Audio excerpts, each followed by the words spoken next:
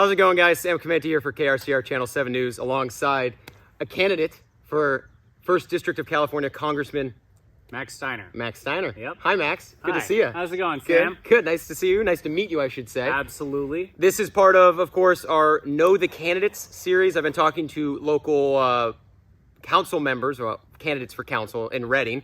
Now we're getting to a bigger scale. We're getting to the 1st Congressional District. We're getting to the challenger for Doug LaMalfa, who's been in that seat since 2013. So, as I've said in the past ones, guys, follow, keep going with this series. We have more candidates to meet, but today it's about Mr. Steiner, about learning who you are. And so that's where we're going to start. Actually, let's start here. We're in Max's brother's backyard here in West Reading. The backdrop, of course, remnants of the car fire. So touch on that and why we're here. Yeah, so fire is very important for this district. I'm sure we'll get into that later in the program.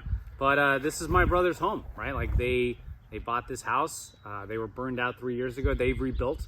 And that's a lot of what my campaign's about, right? It's saying like, hey, we have a problem. We have a problem with forestry. We have a problem with government. It's time to build it back up again. So, yeah, I mean, like these trees, they're going to take a long time to regrow, but they will. It's beautiful over here. Yeah, the house, it's very nice. Very nice. So you guys will never get to see it. No. But, you know. Can't reveal our location. Yeah, exactly. But listen, I mean, my brother didn't let himself get knocked down. You know, he picked himself back up. That's kind of like the Steiner way. And I'm really unhappy with the status quo. I'm going to change some stuff. We're gonna build it back better, right? Max, how old are you? So I'm 36. 36. And now we're going to touch in your background. Yeah. So, Max Steiner, 36. Where are you from, Max? What's your background? Go ahead and tell everybody. Yeah, so I was born in Sacramento. I live in Chico. In the middle of all that, I did 3.5 years of active duty, 2 years of that in Iraq as an infantryman. Got out of the Army, active side, joined the reserves. I'm still a reservist. So I'm a first sergeant now in a reserve unit, do civil affairs. And then I went to school, graduated from Berkeley. Then I joined the Foreign Service as a diplomat. So I served as an agricultural officer in Honduras. I served as a consular officer in Tijuana, working with Americans to get arrested there. Turns out there are a few, right? We're not always sending our best. Yeah. And Tijuana? Then, to Tijuana, right. So second busiest arrest portfolio in the U.S. State Department. After, do you want to guess? Oh, I couldn't even. Bangkok. Yeah. No, that would make sense. Makes sense. So good trivia question for you guys. Yeah. But then I was a peacekeeper in the Sinai Peninsula, basically monitoring the peace agreement between Egypt and Israel.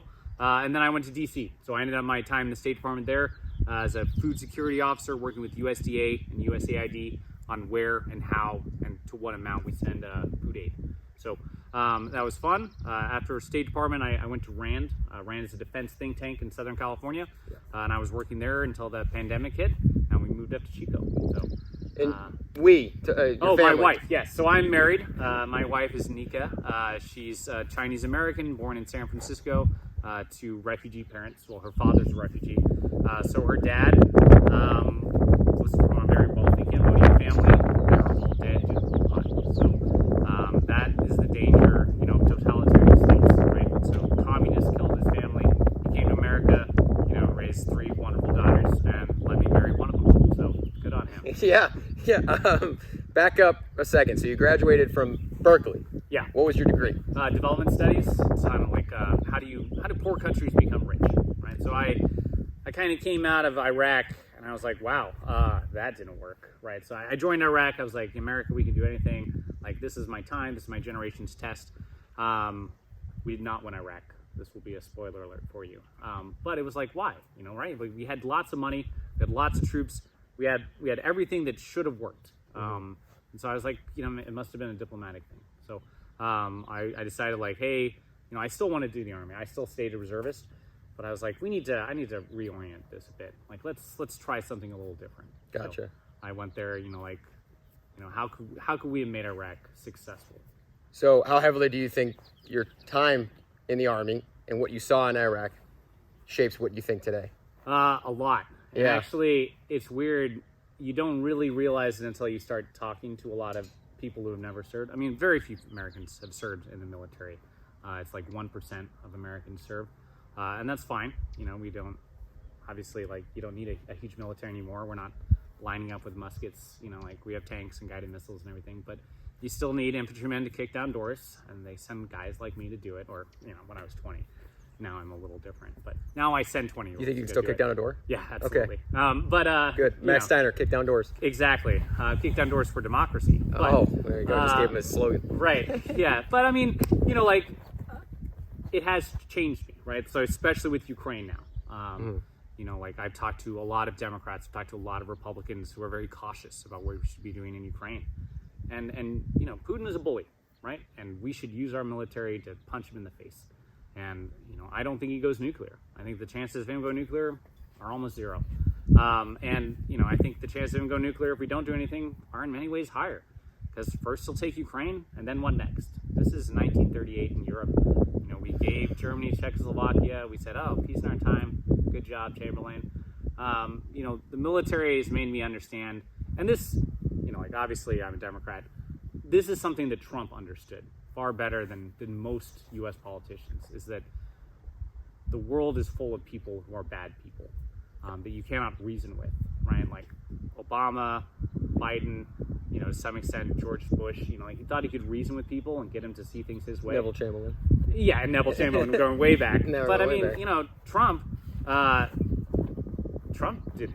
always trying to get one over on people, right? Like, that is kind of the benefit of being a businessman, right? Like, I don't like it, right? But when he uses it against Americans, but, like, you know, Trump understood, like, hey, this is a transactional relationship, and I am the guy with all the bargaining power. Sure. And so, you know, I wish we had a little more of that without all the other baggage that came with it. Yeah, well, we can't go down that rabbit hole for this. But before we get into the key topics we want to talk about, fire, of course, being one of them, we are in Redding right now. Yep. You said you live in Chico. People that'll watch this, that watch our station, are Redding, Chico, maybe Corning, Eureka. I mean, we have a little bit of reach. But let's focus on Redding, because your brother lives here. How well do you know Redding, Max, and what do you think of Redding?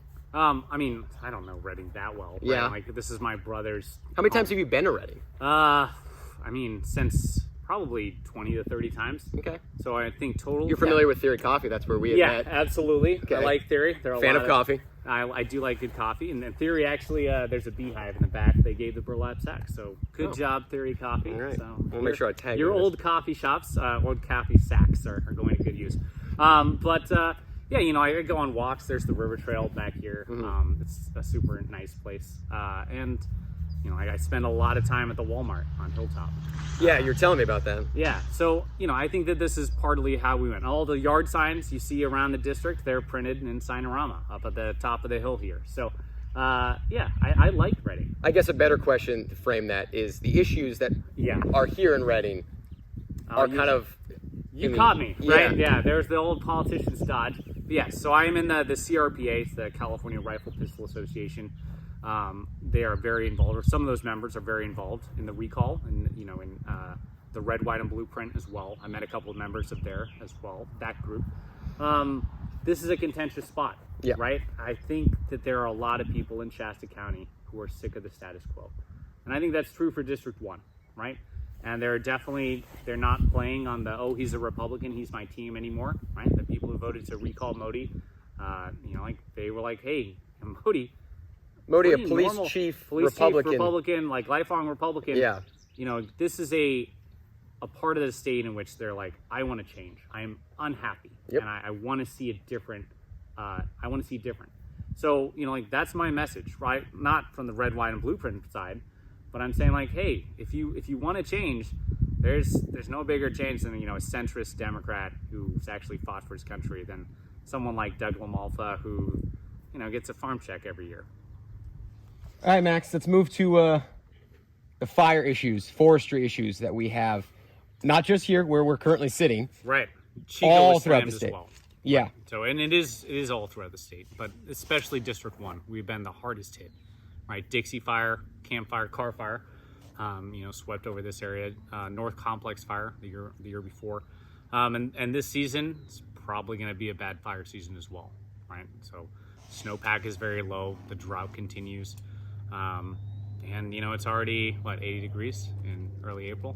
So, yeah, I mean, I think that pretending that this is a 2012 election, right? Like, Doug LaMalfa's campaign slogan hasn't changed in 10 years. It's still water, jobs, liberty. It's like, well, we have a fire problem now, Doug, and I want my representative to focus on that, right? Yeah, water, super important. We'll talk about that later. Jobs, absolutely. Who doesn't like jobs? Who doesn't like liberty, right? But I want my rep.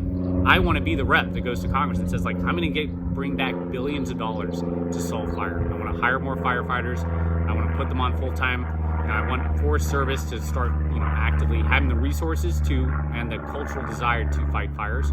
And, I want to do better forest management because obviously, a dollar prevention is worth $10 a cure. So there's no reason we're not doing aggressive thinning throughout the Northstate. We have almost 50% of our district is national forest or national land, right? So BLM, Forest Service.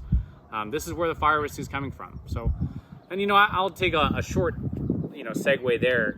Like my brother lives in a city, right? Like it's very rare for a fire to like take out a city like this, sort of take out paradise. It might become, unfortunately, more common, but there are a lot of people in rural areas who are getting priced out from insurance, right? And another part of fire prevention and fire, addressing fire risk is addressing the risk that people are going to be priced out by insurance. They won't be able to rebuild, like that.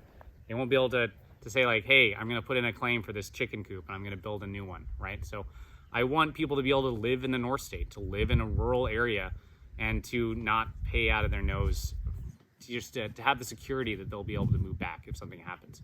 Or lose their insurance because a lot of people have lost their insurance. Yeah, exactly. I mean, it's too expensive, and some insurers won't even cover it anymore, right? And this is the impact of bad fire policy, climate change, and government inattention. Like, we should have a government fire insurance program. We should have a lot more government action on fire prevention, right? And yeah, obviously I'm a Democrat. I want some more action on climate change as well. But we're going to have to do mitigation. We're not going to solve climate change. It's going to be something that we have to deal with for the rest of my life, probably for the rest of everyone's life watching this. Can you give me one policy or idea that you think you would want to try and put together in terms of fire mitigation, fire prevention? Yeah, the big one's specific. Thinning, right? So we need to have subsidies to do thinning and to do prescribed fire on public land, right?